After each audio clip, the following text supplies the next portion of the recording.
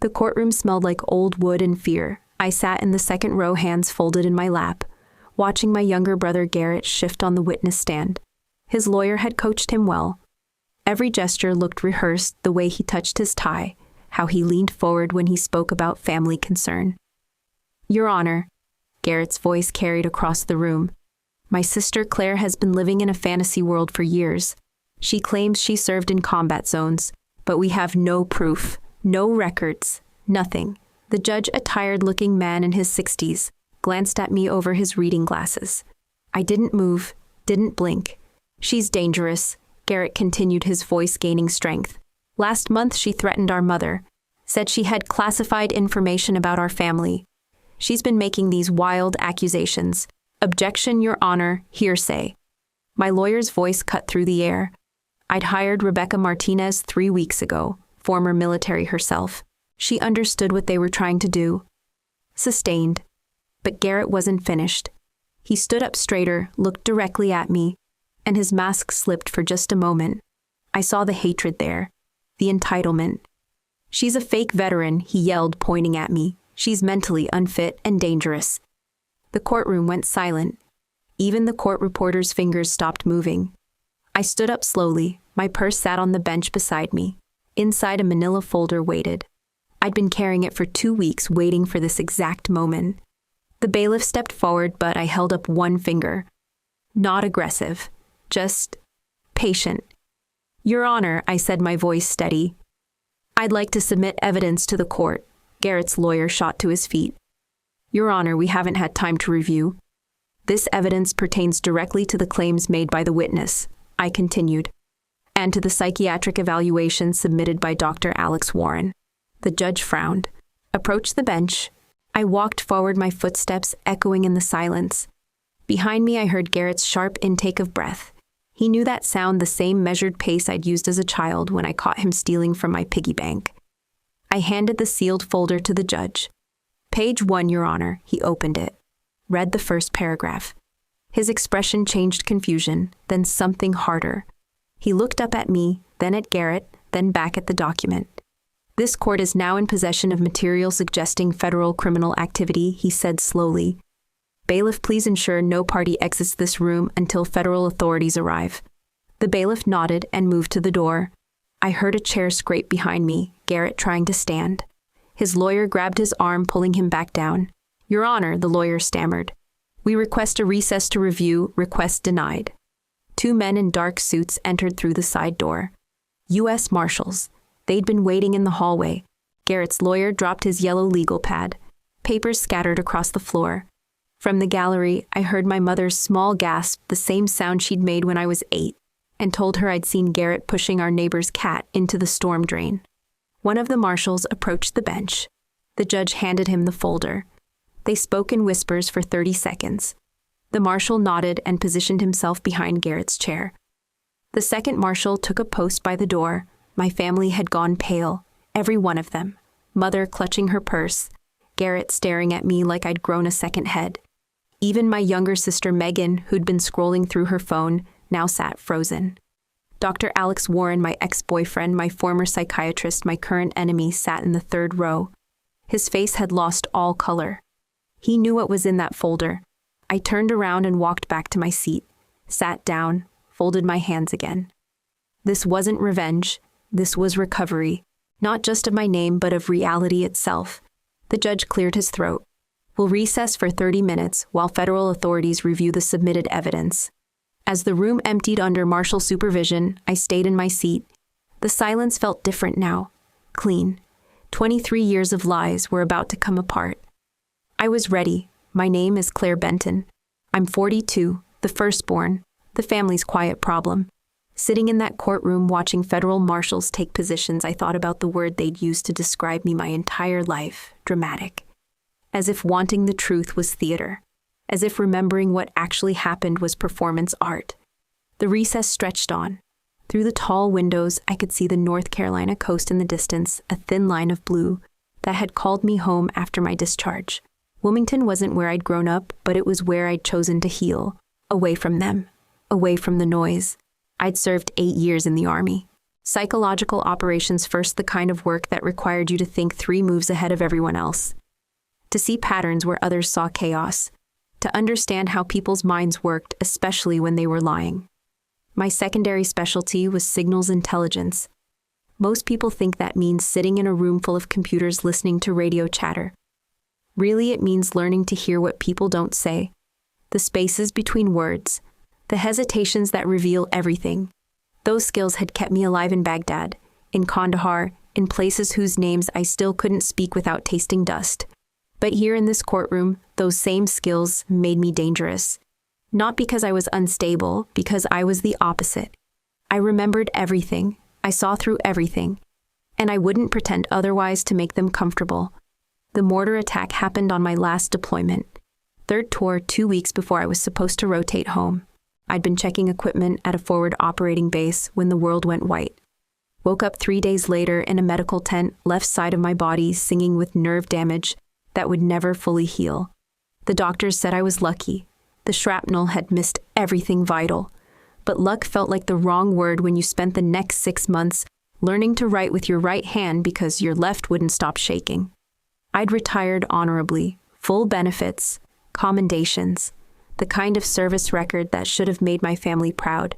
Instead, they decided I was broken, not because of the physical damage that was invisible most days, but because I'd come home different, quieter, more careful about who I trusted.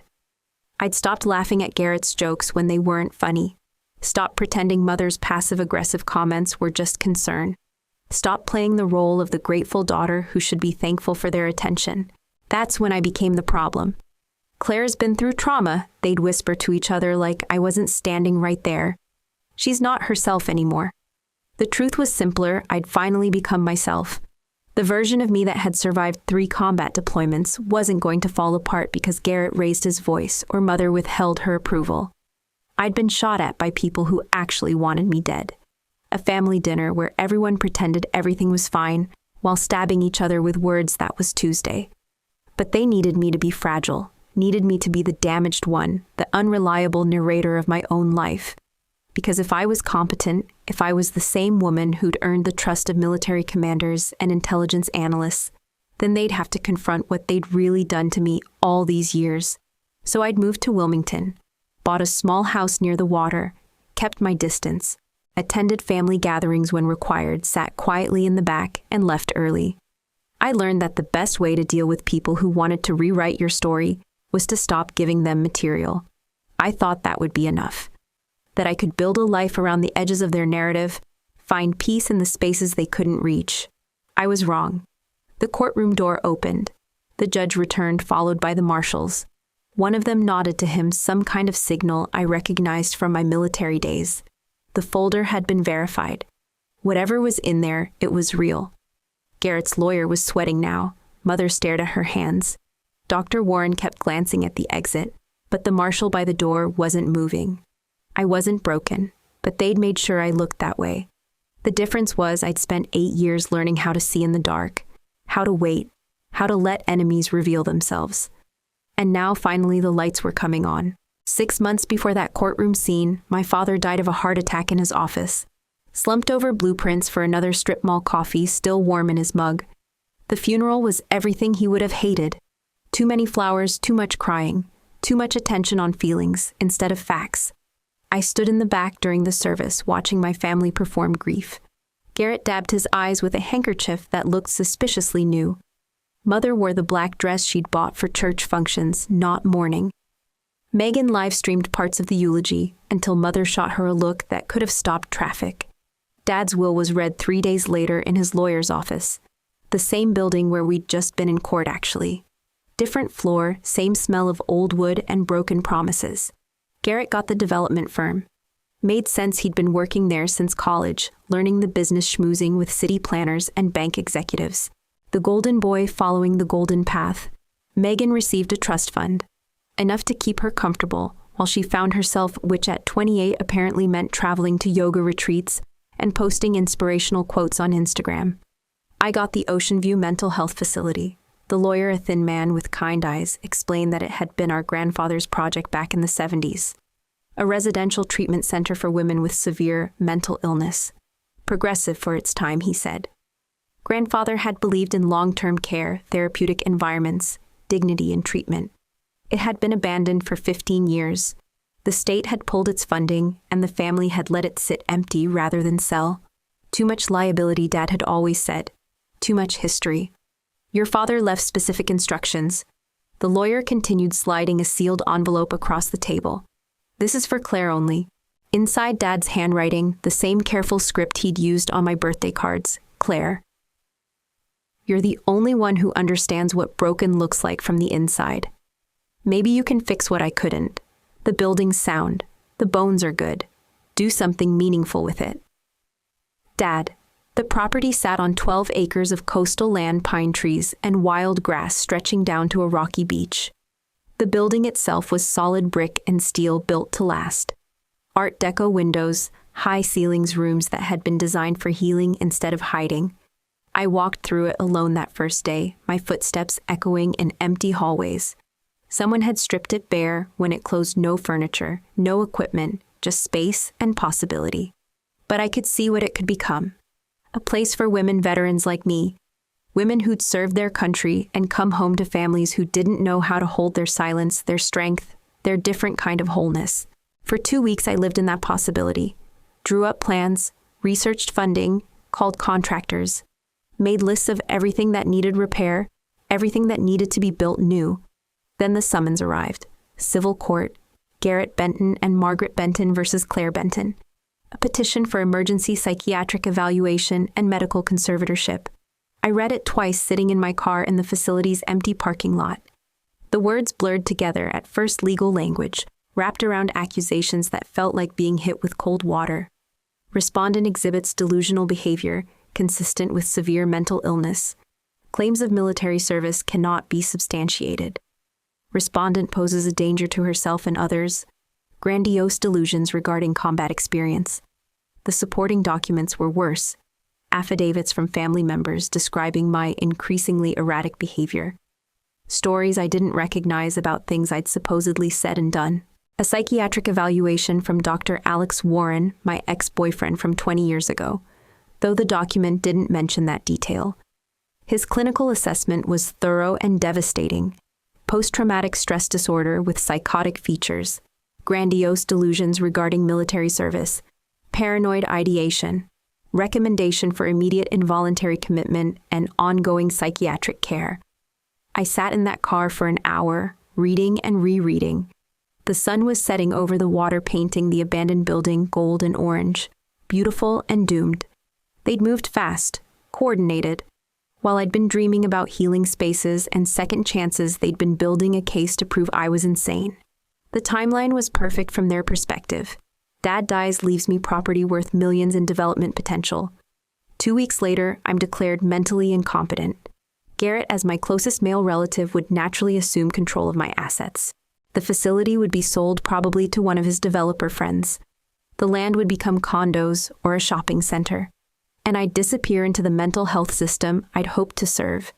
It was elegant, really. The kind of long-term planning that required patience and absolute certainty about who your target was. They'd known exactly how to frame me, the traumatized veteran, the damaged woman, the unreliable narrator of her own life. What they hadn't counted on was that I'd spent 8 years learning to recognize ambush tactics. I folded the papers carefully, put them back in the envelope, started my car, and drove home to my small house by the water. That night, I sat on my porch with a cup of coffee and watched the stars come out over the Atlantic. They thought they knew me, thought they could rewrite my story because they'd been doing it my whole life. But I'd learned something in the Army that they'd never understood. The best defense isn't fighting back immediately. It's letting your enemy commit fully to their attack, then showing them what they missed. The psychiatric hold happened on a Tuesday morning. 2 sheriff's deputies at my door, polite but firm. The court order was signed and sealed, 72 hours for evaluation, effective immediately. I didn't resist, didn't argue, just asked if I could grab my medication and a change of clothes. They watched me pack, making sure I didn't take anything that could be used as a weapon. My reading glasses apparently qualified as suspicious. The facility was 20 minutes inland, a beige building that looked like every other medical complex in eastern North Carolina. Automatic doors, fluorescent lights, the smell of industrial disinfectant, trying to mask something deeper and more human. I was processed like luggage. Forms, questions, a plastic bracelet with my name and a number. They took my belt, my shoelaces, the small pocket knife I'd carried since my first deployment. Personal effects bagged and tagged. The intake nurse was kind but tired. She'd done this dance 1,000 times. "The doctor will see you shortly," she said, leading me to a room with 2 chairs and a window that didn't open. I sat down and waited. Tried to prepare myself for whatever psychiatrist the state had assigned to decide my fate. Someone who'd read Alex's evaluation, who'd already made up their mind about what I was. The door opened, and there he was. Dr. Alex Warren looked exactly like I remembered, just older. Same dark hair, now touched with gray at the temples. Same intense eyes that had once looked at me like I was the most interesting person in the world. Same mouth that had whispered my name in tent cities and forward operating bases, back when we were both young and thought we were invincible. I froze. Completely, utterly froze.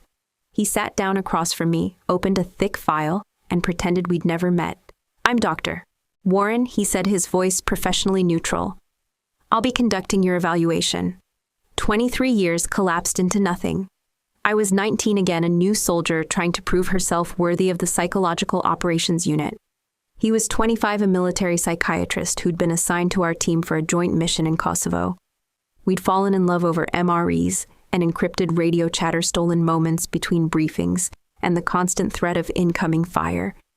He'd been the first person to really see me as more than just the quiet girl who'd enlisted to escape her family. He'd understood my mind, my instincts, my ability to read people and situations. He'd made me feel like those skills were gifts, not problems. Now he was here to take them away. "I understand you've been experiencing some difficulties," he continued, flipping through pages. "Delusions about military service, paranoid ideation. Your family is very concerned." I should have spoken up. Should have said, "Alex, it's me, Claire. You know exactly who I am and what I've done." Should have demanded he recuse himself from my case due to our prior relationship, but I couldn't. Because how would that sound? The supposedly delusional woman claiming the examining psychiatrist was her ex-boyfriend from decades ago. It would only confirm their narrative that I lived in fantasies, that I invented connections and experiences that never happened. So I sat there and let him pretend. The evaluation took 3 hours. He asked about my childhood, my family relationships, my military service. Every answer I gave, he wrote down with the same detached professionalism. When I described specific missions, he nodded like he was humoring a patient's elaborate fiction. "These combat experiences you describe," he said at one point, "they're very detailed, very vivid. That's common with this type of delusion." I almost laughed. Vivid, I'd saved his life in Iraq. Pulled him out of a burning vehicle after an IED explosion. He'd held my hand in the medical tent afterward, promised me we'd find a way to make it work when we got home. But promises made in war zones don't survive civilian life.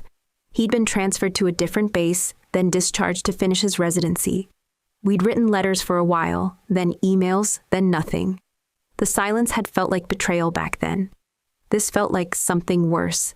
His diagnosis was swift and thorough PTSD with psychotic features, grandiose combat delusions, paranoid ideation with potential for violence, recommendation for extended inpatient treatment and ongoing psychiatric care. "I'm sorry," he said as he signed the papers. "I know this is difficult." The worst part was that he almost sounded like he meant it. I was discharged after 72 hours, but the damage was done. My VA access had been suspended pending psychiatric review. My benefits were frozen. My medical records were flagged with warnings about questionable service claims. At home, I discovered my name scattered across military blogs and stolen valor websites. Anonymous posts calling me a fake, a liar, a woman who'd invented a military career for attention. The details were too specific, too personal. Someone had fed them information. The local news picked up the story. Garrett appeared on camera outside the courthouse looking appropriately concerned and devastated. "We love my sister," he said, his voice breaking at just the right moment. "But she needs help. She's been living in this fantasy world for so long, she doesn't know what's real anymore." The reporter nodded sympathetically. "What would you say to other families dealing with similar situations?" Don't give up, Garrett replied. Mental illness is treatable. There's hope. I turned off the television and sat in the dark. They didn't kill me, they just rewrote me, erased 23 years of service sacrifice and survival, turned my memories into symptoms, my experiences into delusions, made me a cautionary tale about the dangers of letting damaged people believe their own stories. But they'd forgotten something important about psychological operations. The best way to defeat your enemy is to let them think they've already won. While they celebrated their victory, I was already planning my next move. That night, after watching Garrett perform concern for the cameras, I couldn't sleep. I stood at my kitchen window looking out at the dark Atlantic and let myself remember what Alex had chosen to forget. Iraq, 2003. Forward Operating Base Liberty, 30 miles south of Baghdad. The air tasted like dust and diesel fuel, and the temperature never dropped below 90 even at midnight. I was 22 then, assigned to a psychological operations unit, tasked with disrupting insurgent communications. We'd set up listening posts throughout the region, hidden stations, where we'd monitor radio chatter, intercept coded messages, map the networks that kept our enemies coordinated. Alex had been attached to our unit as a psychiatric consultant. His job was to analyze the psychological profiles of enemy commanders, help us understand how they thought, how they made decisions, how to get inside their heads and turn their own minds against them. We worked 18-hour days in a converted shipping container surrounded by radio equipment and translation software. The heat was brutal, but the work was precise. Every conversation we intercepted, every pattern we identified, every psychological assessment we developed, it all fed into operations that saved lives. Alex had been fascinated by how I processed information. While other analysts focused on individual transmissions, I saw the larger picture. The way silence could mean more than words. How a change in radio protocols revealed fear, uncertainty, desperation. You see things no one else does, he'd told me one night. Both of us exhausted after tracking a weapons shipment for 3 days straight. It's like you can read the spaces between the signals. That was the night the mortars came in. We'd been tracking chatter about a planned attack on our base. Nothing specific, just increased radio traffic coded references to the celebration timing that coincided with a shift change. I'd flagged it as suspicious, but the intelligence officers had dismissed it. Not enough concrete evidence, they said. At 0347 hours, the first mortar round hit the motor pool. Alex and I were still in the communications container when the siren started. We could hear the whistling sound of incoming rounds, the sharp crack of explosions getting closer. The lights went out. Emergency power kicked in, bathing everything in red. We need to move, I said, but Alex was frozen. Combat paralysis, it happens to the best of us. The mind simply stops processing when the threat becomes too real, too immediate. The next round hit 50 meters away. The container shook like a tin can. Radio equipment crashed to the floor. Through the walls, we could hear screaming, shouting, the organized chaos of a base under attack. Alex hadn't moved. His eyes were wide, fixed on nothing, in shock. I grabbed his arm, hauled him toward the door. Outside, tracer rounds lit up the sky like deadly fireworks. The smell of burning fuel and cordite filled the air. Soldiers ran between buildings, taking cover, returning fire at muzzle flashes in the darkness beyond the perimeter. The next mortar was going to land on us. I could hear it coming, that particular whistle that meant you had maybe 3 seconds to live. I tackled Alex, drove both of us into a drainage ditch beside the container. The explosion came a heartbeat later, close enough that the shockwave pushed us deeper into the mud. Shrapnel peppered the ground where we'd been standing. We lay there for 20 minutes while the attack continued. Alex's face was inches from mine, both of us breathing hard, adrenaline making everything sharp and immediate. When the all clear finally sounded, he looked at me with something like wonder. "You knew," he said. "You knew exactly when to move."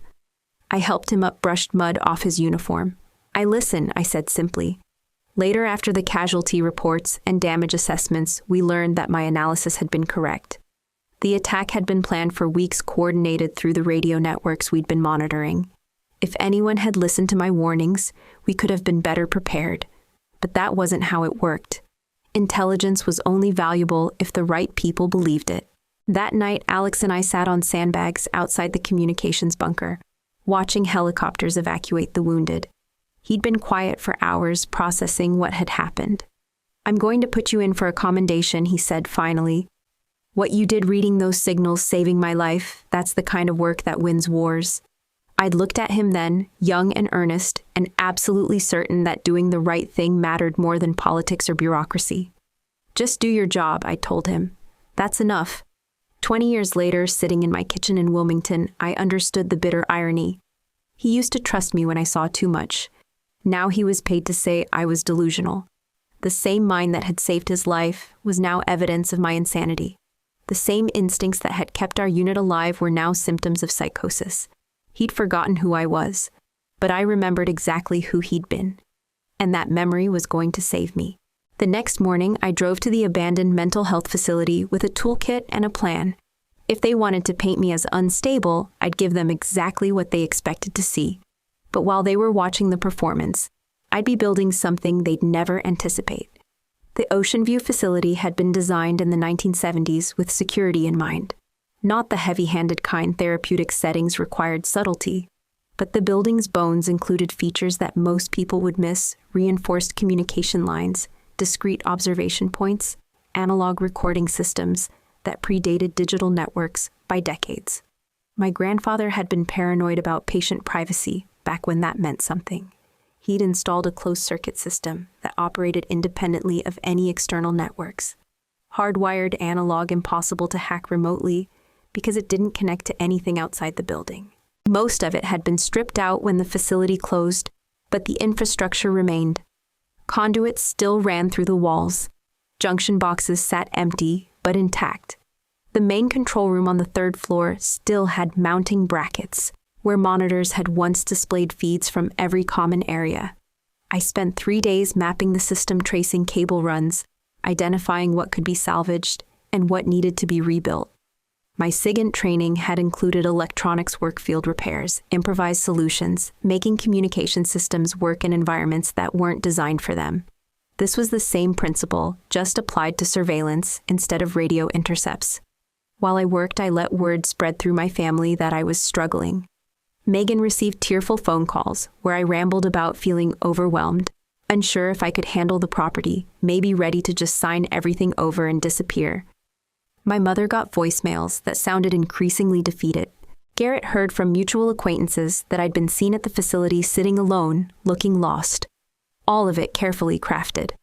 All of it designed to make them feel confident, secure in their victory. The surveillance system came together over 2 weeks. Nothing fancy, just functional cameras in the main conference room, the lobby, and the administrative offices. Digital recording equipment hidden in utility closets, feeding to a central server I'd locked in a basement storage room. But I needed more than just video evidence. I needed to understand the full scope of their conspiracy, trace it back to its beginning. For that, I called in a favor. Marcus Thompson had served with me during my second deployment. Signal analyst, cybersecurity specialist, the kind of soldier who could make computer systems confess secrets they didn't know they were keeping.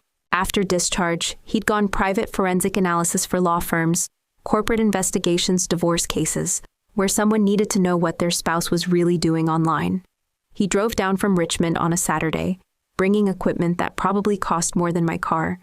We'd stayed in touch over the years, holiday cards, occasional phone calls, the loose connections that keep military friendships alive across time and distance. "So," he said, setting up his laptop in my kitchen, "your family's trying to steal your inheritance by proving you're crazy. That's the short version. And you want me to find proof that they've been coordinating this whole thing?" "I want you to find the truth," I said, "whatever that looks like." He worked for 6 hours, diving into systems I couldn't have imagined accessing. VA databases, medical records, legal databases, corporate communications. Marcus had contacts throughout the military and federal bureaucracy, people who owed him favors, people who believed in justice over politics. What he found was worse than I'd expected. Someone had been accessing my VA records for months, not just reading them, copying them, downloading detailed files about my service history, medical records, psychiatric evaluations. The access had been traced to a legal aid at Garrett's firm using credentials that belonged to a VA administrator who'd retired 3 years ago. Stolen credentials, identity theft, unauthorized access to federal medical records. "This is felony territory," Marcus said. printing out access logs and metadata reports. Whoever's been doing this, they're looking at serious federal charges. But the timing told an even darker story. The first unauthorized access had occurred 2 days after Dad's funeral, before the will was even read. They'd been planning this from the moment he died, maybe longer. There's more, Marcus continued, pulling up another screen. The psychiatric evaluation that started all this, Dr. Warren received copies of your service records before he ever met with you. Someone fed him your entire military history.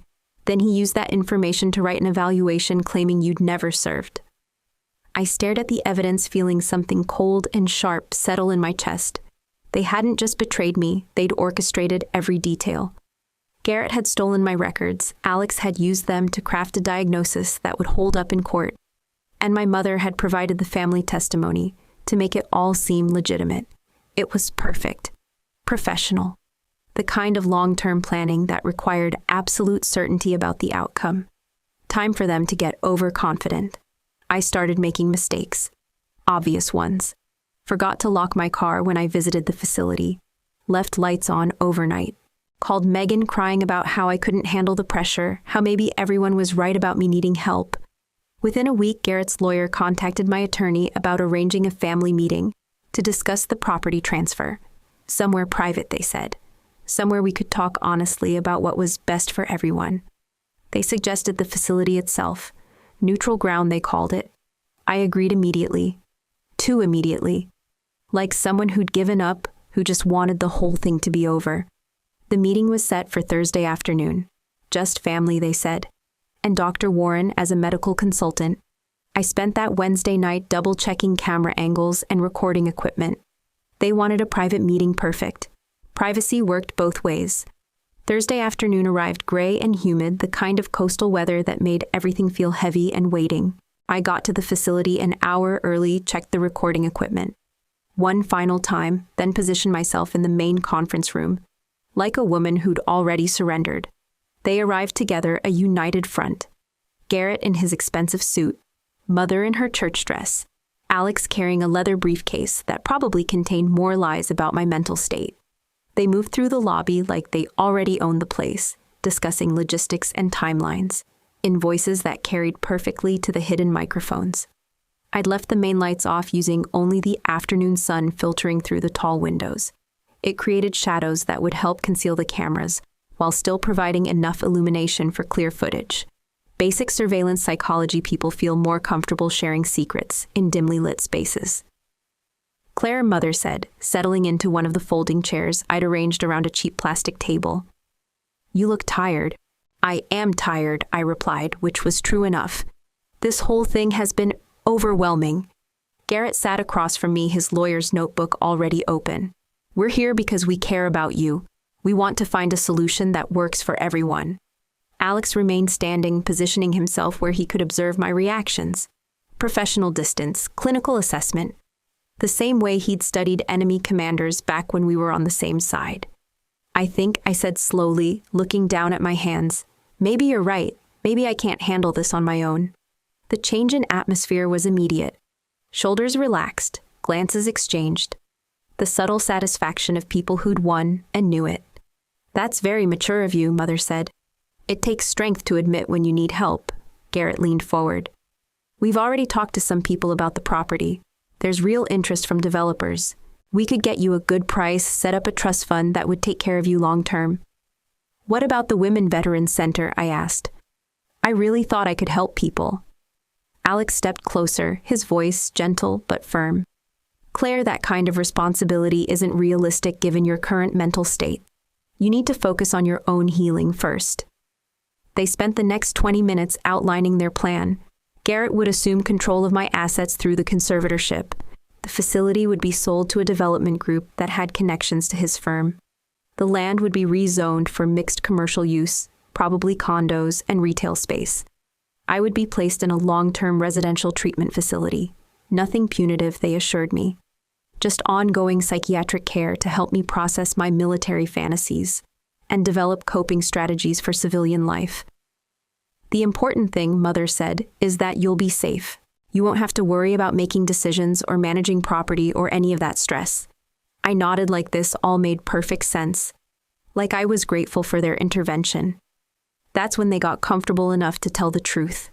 Garrett pulled out his phone, scrolled through messages. I've got 3 different buyers interested. Once we finalize this conservatorship, she's out. We sell it, rezone it, everyone's happy. Timeline, Mother asked. 6 months, maybe less. The psych board already signed off on the evaluation. Alex glanced at me, then back to them. I didn't mention our prior relationship. No red flags there. Mother's laugh was sharp, satisfied. Good. She was never the one we expected anyway. Always so serious, so dramatic about everything. She just played soldier for attention. Nobody ever saw her actually bleed. The military records were perfect, Garrett continued. Amazing what you can find when you know where to look. All those details about deployments and missions makes her delusions sound so convincing. Alex nodded. That's classic PTSD presentation. Elaborate fantasy construction based on fragments of real information. The brain fills in gaps with heroic narratives. Will she ever figure it out? Mother asked. Figure what out? Garrett's voice was genuinely puzzled. That we've been planning this since Dad got sick. That whole military hero thing was always going to be a problem when it came time to divide assets. Silence.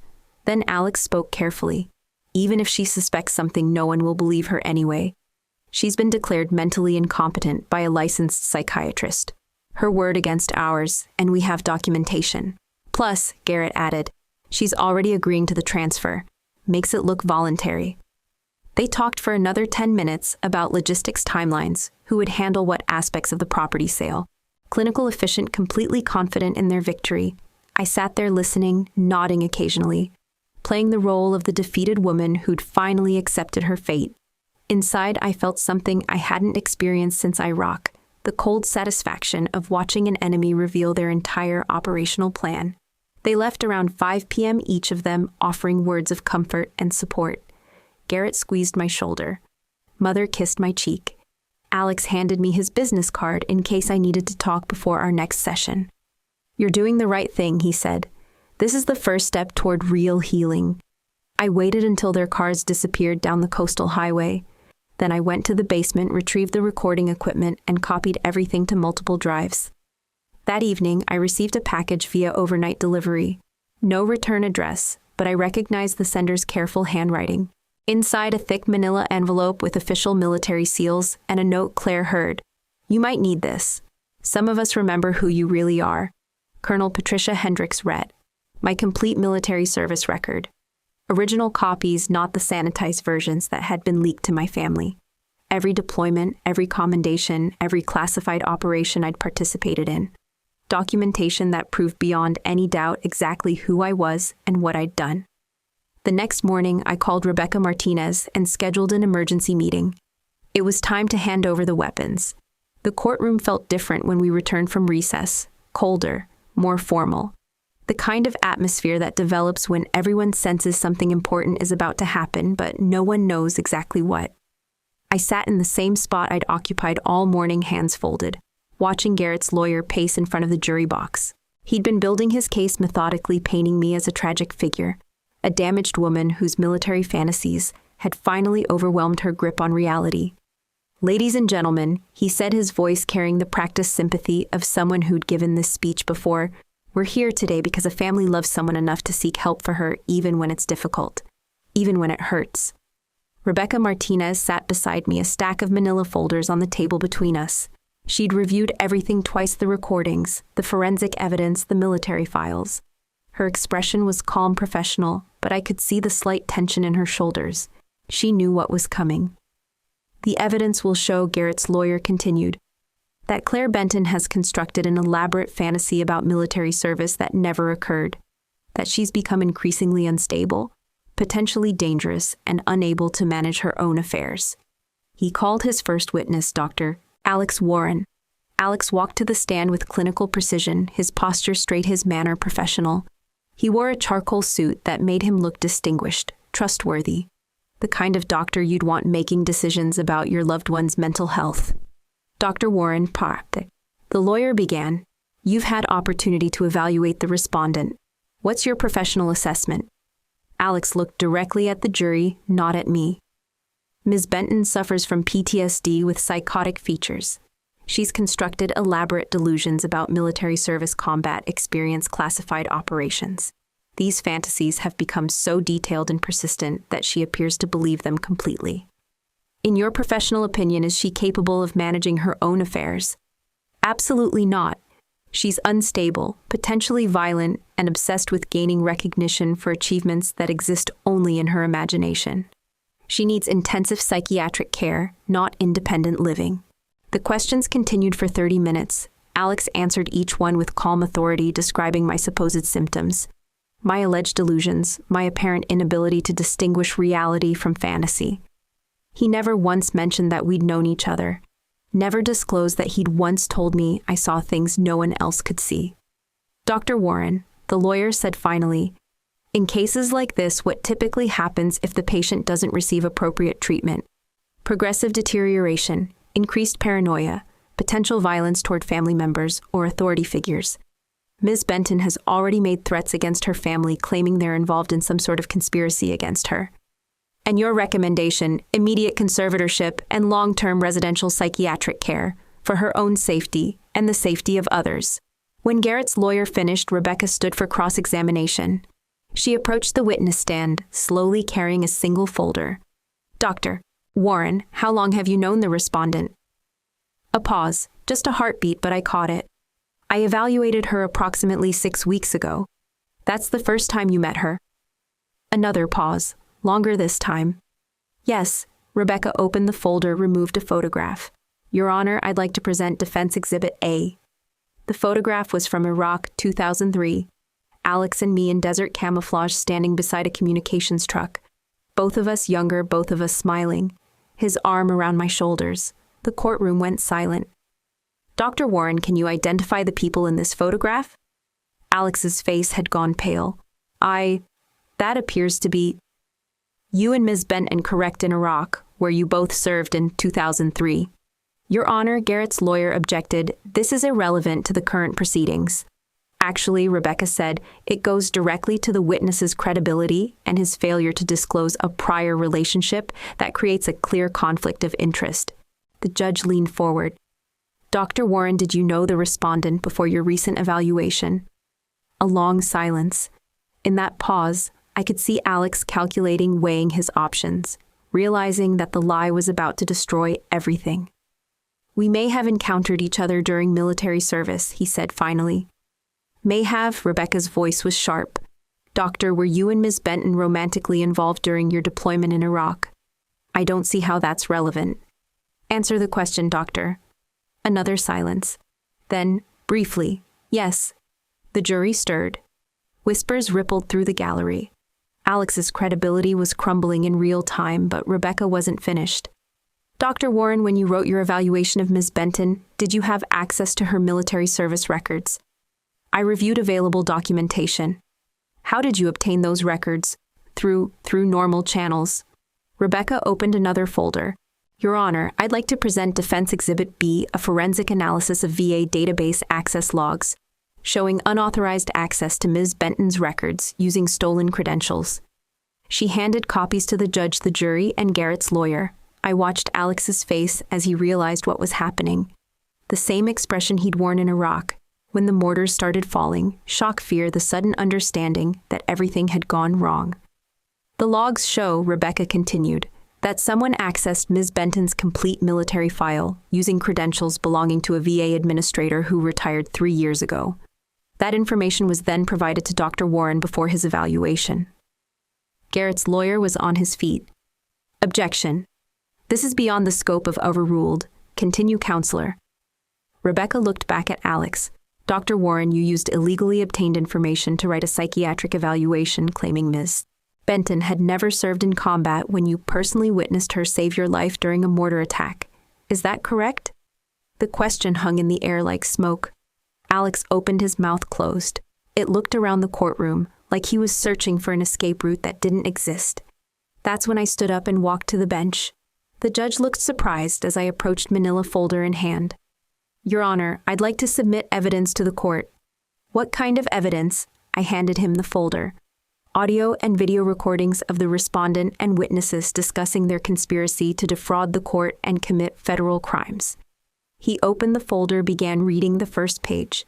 His expression changed confusion, then shock, then something harder and more determined. This court is now in possession of evidence pointing to medical fraud, identity, misrepresentation, and federal VA interference, he said slowly. Bailiff, contact federal marshals.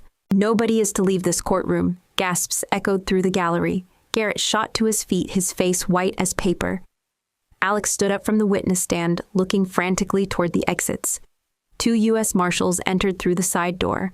Mother sat frozen in her seat, staring straight ahead. I never looked at her, didn't need to. I could feel her shock, her fear, her sudden understanding that the quiet daughter they'd underestimated had been 3 moves ahead the entire time. The silence that followed was perfect, clean. The kind of silence that comes after truth finally speaks louder than lies. The legal machinery moved faster than I'd expected. Within 48 hours of the marshal's arrival, the conservatorship petition was dismissed with prejudice. The judge's order was brief and decisive. No family member who had participated in fraud and conspiracy could be granted legal authority over the victim of that conspiracy. I was free. Legally, officially, completely free. But freedom, I learned, came with its own kind of silence. The criminal investigations launched simultaneously on multiple fronts. The FBI opened a case into the stolen VA credentials and identity theft. The Justice Department began examining potential violations of federal medical privacy laws.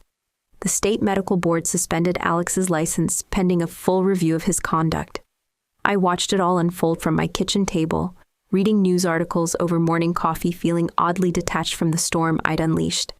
The woman they'd tried to erase was suddenly the center of a federal investigation. The delusional veteran whose word meant nothing was now the protected witness whose testimony would determine prison sentences. Garrett's assets were frozen within a week. His development firm, his bank accounts, even his house, everything locked down while forensic accountants traced the scope of the conspiracy. The local newspaper ran a front-page story about the inheritance fraud scandal, complete with photos of Garrett being led from his office in handcuffs. I didn't feel satisfaction watching his perp walk. Just a quiet sense of order being restored. Alex's downfall was swifter, but somehow more personal.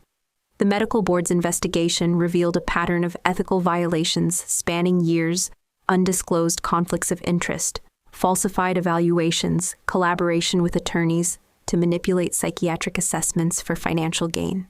His license was revoked permanently, his practice dissolved overnight. The VA opened its own internal probe into how my records had been accessed and compromised. Within a month, my benefits were fully restored, my service record corrected, and my medical files flagged with special protections against future unauthorized access. Marcus Thompson called to tell me the VA had also discovered evidence that Alex had used similar tactics against other veterans accessing their records to provide ammunition for divorce proceedings, custody battles, insurance disputes. I wasn't his first victim, just the one who'd finally fought back effectively. You probably saved a dozen other people from going through what you did, Marcus said during one of our phone calls. He was running a whole side business in character assassination. The thought should have made me feel better. Instead, it just made me tired. How many other veterans had been silenced because they didn't have the skills I'd learned in SIGINT? How many families had destroyed their own members because it was profitable? Mother never faced criminal charges.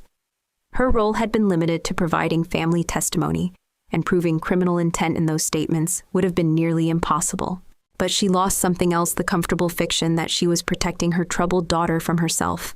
We never spoke after the trial, not once. She'd built her identity around being the long-suffering mother of a damaged child, and I'd stripped that narrative away, left her with nothing but the knowledge that she'd tried to destroy her own daughter for money. I heard through mutual acquaintances that she'd moved to Florida closer to her sister, started telling people that I'd turned against the family, and that she didn't know what had happened to make me so cruel. Still rewriting history, still unable to face what she'd actually done. Megan's response was different, more complex. 3 weeks after the trial, a letter arrived at my house. Plain white envelope, no return address. But I recognized her handwriting immediately. Claire, I don't know how to write this. I've started this letter 6 times and thrown it away because there aren't words for what I need to say. I didn't stop them. When they talked about you being sick, about you making things up, I just went along with it.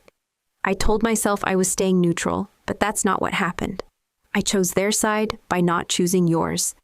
I never believed your stories about the military because I didn't want to believe them. It was easier to think you were dramatic attention-seeking, making everything about yourself. Because if you were really the person you said you were, if you'd really done all those things, saved people's lives, served our country, then what did that make me the little sister who'd never done anything important, who'd lived off Dad's money and complained about being bored? I didn't want you to be a hero because it made me feel small. I know sorry doesn't fix anything.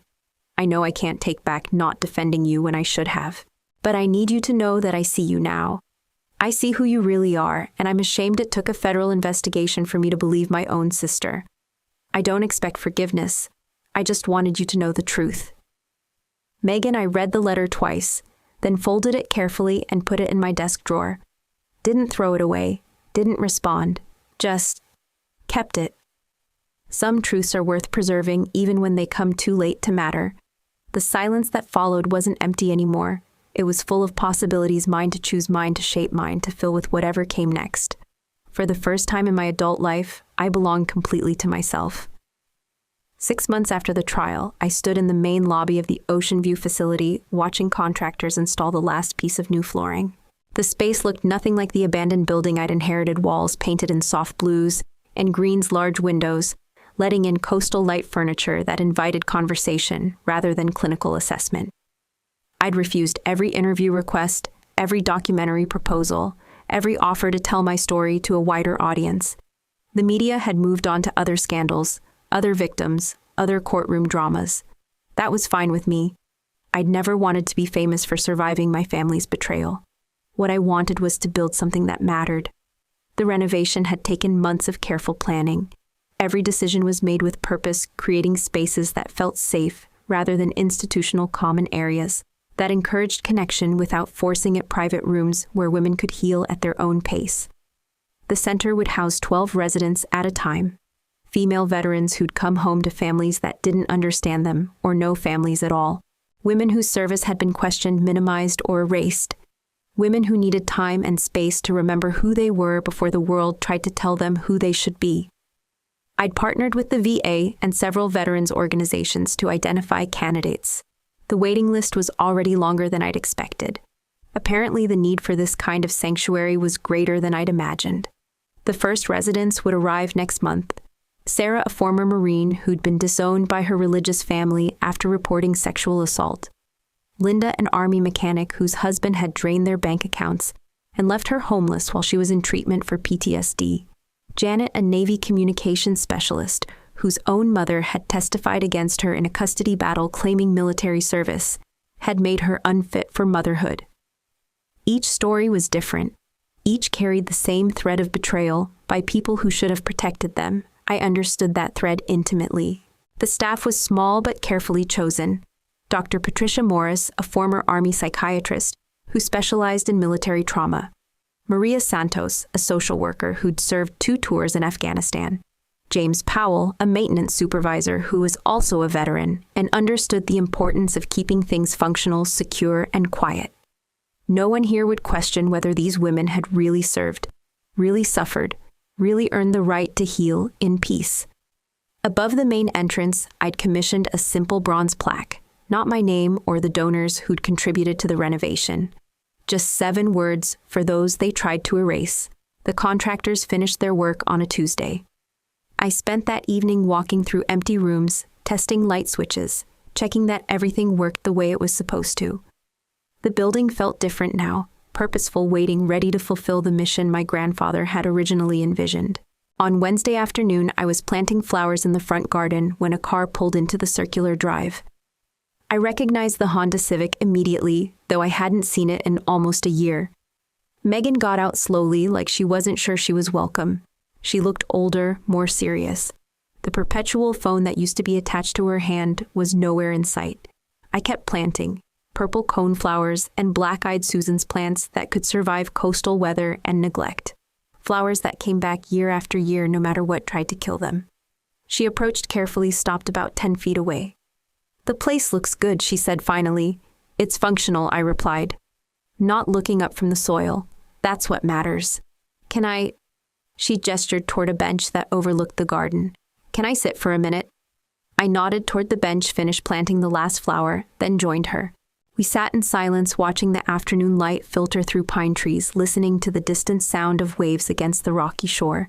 She didn't apologize again, didn't ask for forgiveness or try to explain her choices, just sat there present in a way she'd never been during our childhood. The silence wasn't uncomfortable, it was honest. The first honest conversation we'd had in decades. After an hour, she stood up. "I should go," she said, "but maybe I could come back sometime, help with the garden or something." I looked at her, then really looked. Saw something in her face that reminded me of the little girl who used to follow me around the house, asking questions, wanting to understand how things worked. "Maybe," I said. She nodded, walked back to her car. Before she drove away, she rolled down her window. "Claire, the women who come here, they're lucky to have you." I watched her car disappear down the coastal highway, then went back to my flowers. Tomorrow, the first residents would begin their intake process. Next week, the facility would be full of voices again, not the sterile conversations of clinical assessment, but the messier, more complex sounds of people learning to trust themselves again. I'd built something from the wreckage of my family's betrayal, not revenge restoration, a place where the truth was assumed rather than questioned, where healing happened on each person's timeline, where no one had to justify their existence or prove their worth, for those they tried to erase, starting with me. It's been 2 years since that courtroom moment when the truth finally spoke louder than lies. 2 years since I handed that folder to the judge and watched my family's carefully constructed narrative collapse in real time. The Ocean View Center is thriving now. We've housed 43 women, helped 31 transition back to independent living, and maintained a waiting list that breaks my heart with its length. Every story that walks through our doors reminds me why this work matters. Not just the healing we facilitate, but the simple act of believing someone when they tell you who they are. But I'm not telling you this story to talk about the center or even about what happened to my family after their conspiracy unraveled. I'm telling you this because maybe somewhere someone needs to hear it. Maybe someone told you that your memories weren't real, that you made things up, that you imagined the hurt, exaggerated the betrayal, misunderstood what was really happening. Maybe they convinced other people that you were dramatic, unstable, unreliable. The family problem, the one who couldn't be trusted to tell her own story accurately. Maybe they were so good at rewriting your history that you started to doubt yourself, started to wonder if you really were as broken as they said, as confused as they claimed, as dangerous as they painted you to be. I understand that particular kind of erosion, the way it happens slowly, so gradually that you don't notice until you're standing in a courtroom, listening to people who supposedly love you describe a version of yourself that feels like a stranger. Sometimes they don't need to break your body. They just need to make others doubt your mind. It's efficient, really. Physical abuse leaves marks that heal and fade. But when they convince everyone around you that your perception of reality can't be trusted, the damage spreads outward like ripples in water. Your voice loses its weight. Your truth becomes opinion. Your experience becomes testimony that no one quite believes. They did it to me for 42 years before I finally understood the game. Painted me as the dramatic one, the attention seeker, the daughter who just couldn't accept that her military fantasies weren't real. And it almost worked. Would have worked if I hadn't learned certain skills in the army, how to gather evidence, how to wait for the right moment, how to let enemies reveal themselves before you strike back. But here's what I want you to understand. What I wish someone had told me decades ago. You remember for a reason. Your mind isn't broken because it holds on to things they want you to forget. Your instincts aren't faulty because they sense danger that others refuse to acknowledge. Your story isn't less valid because they've convinced other people that you can't be trusted to tell it. The truth doesn't become less true because they've made it inconvenient. I spent years believing that keeping peace was more important than keeping records. That family loyalty meant accepting their version of events, even when it erased my own experience. That love required me to stay silent about what I remembered, what I'd survived, what I knew to be real. But you don't owe them your silence. Not your family, not your friends, not anyone who benefits from keeping your truth buried. You don't owe them peace purchased with your voice. You don't owe them comfort bought with your erasure. The quiet they demand isn't love, it's control. And you're stronger than they want you to believe. If this story made something stir inside you, recognition, anger, hope, anything that feels like awakening, then share it. Not for me. I found my peace in the sound of healing, in the daily work of building something meaningful from the wreckage of betrayal. Share it for whoever they told to stay quiet, for whoever they convinced that her memories were symptoms, her truth was delusion, her voice was the problem that needed solving. Share it because silence is only golden when it's chosen. And because sometimes the most powerful thing you can do is simply refuse to disappear. You're still here. You're still listening. You still remember. That's everything.